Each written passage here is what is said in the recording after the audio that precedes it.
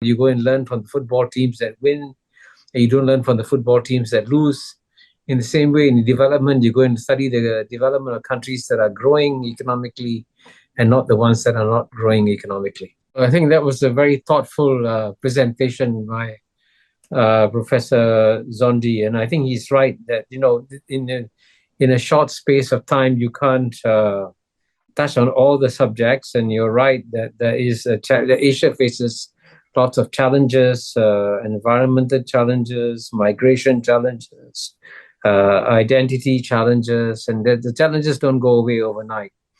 But the question is only whether or not any of these challenges are in many ways derailing the forward momentum of the Asian societies. And so far as I can tell, the growth story in Asia carries on in a fairly dramatic fashion. And certainly there are, as I mentioned, as I considered myself, there are geopolitical challenges, there's multipolarity in Asia, and we got to manage that. But, so far we've had no major war in Asia since 1979. So that's already 46 years of no major war in Asia. I mean, no major interstate war. And by contrast, all the major wars are taking place in Europe. And as you know, I just published a piece in the magazine Foreign Policy about 10 days ago, saying the time has come for Europe to realize that it is becoming geopolitically incompetent. And by contrast, Asia is showing more geopolitical competence. And so in that sense, I would say, if you watch how pragmatic and careful the Asian countries are, I think we can handle many of the challenges that Professor Zondi brought out very well in his remarks. Thank you. In your intervention, Prof. Kishore, there's something you have not mentioned, and I know you've written about it for a while now. So in your contrast of what's happening in Europe and what's happening in Asia, and you make reference to their geopolitical strengths.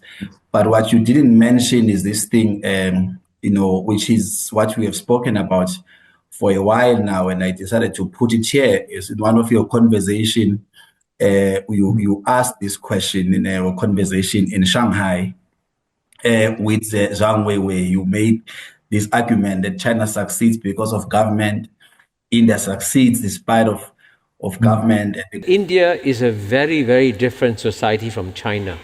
I'll give you one example. They say that China succeeds because of its government, and you documented this. India succeeds despite its government. The question, therefore, is it possible that somewhere in the middle of the story of this success, as you speak about, that is the issues of state capacity, and you haven't made a reference to it yet. I mean, I know it's a subject you write a lot about. Is that part of the foundation that will pivot Asia to win in the 21st century as opposed to other countries and other regions in the global south? Well, I do speak about how to promote good governance. And, one of the things I say that there's a secret formula from Singapore, which I share free of charge to everybody. And the secret formula is called MPH. MPH doesn't stand for miles per hour. MPH, M stands for meritocracy, where you choose the best people for government and makes a big difference. P stands for pragmatism, where you are willing to learn from other countries and copy practices from other countries. And H stands for honesty. So any country that can implement meritocracy, pragmatism, and honesty can succeed. And what's interesting is that I spoke with Zhang Wei probably in the year 2017, almost 8 years ago, when I was in Fudan University within 2018, I think. And it's interesting that since then, India's government, as you notice, has become far more stronger under, as you know, Prime Minister Narendra Modi. His government is driving development very, very, very strongly. So actually, what both China and India share in common is very strong leadership and very strong governance that is helping their development. And that's why most people are optimistic for the future of China and India. And where does this leave Africa, in your view? Well, I think it's good for Africa to do what Asians did. We were happy to go and learn from the Western countries, learn the pillars of Western wisdom, and apply it to our countries. Of course, you've got to adapt everything to your own country. So, for example, the rule of law in China is not the same as the rule of law in the West, but nonetheless, some of the principles are applied by China in the rule of law. So in the same way, I would say it's good for African countries to copy Asian countries and go and learn from the West and learn from all countries in the world on what can be done. Because right now, you can see very clearly which countries are succeeding and which countries are not. So it's very simple. Just like in football, you go and learn from the football teams that win, and you don't learn from the football teams that lose.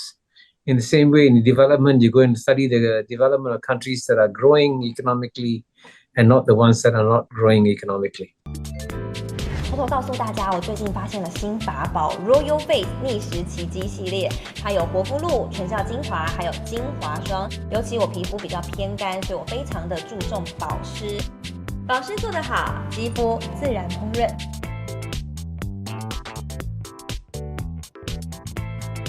提亮肤色更年轻，抚平皱纹超有感，而且气色变好。用心保养，每天都更美一点。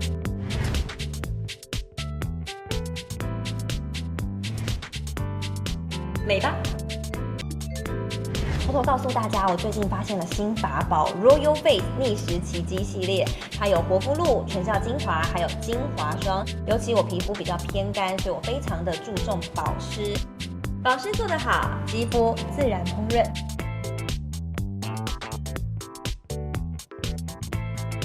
提亮肤色更年轻，抚平皱纹超有感，而且气色变好。用心保养，每天都更美一点。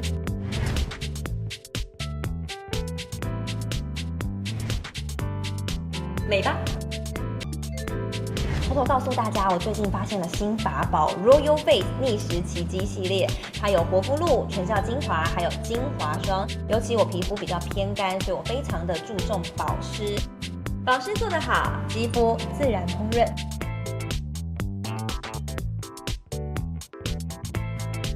提亮肤色更年轻，抚平皱纹超有感，而且气色变好。用心保养，每天都更美一点。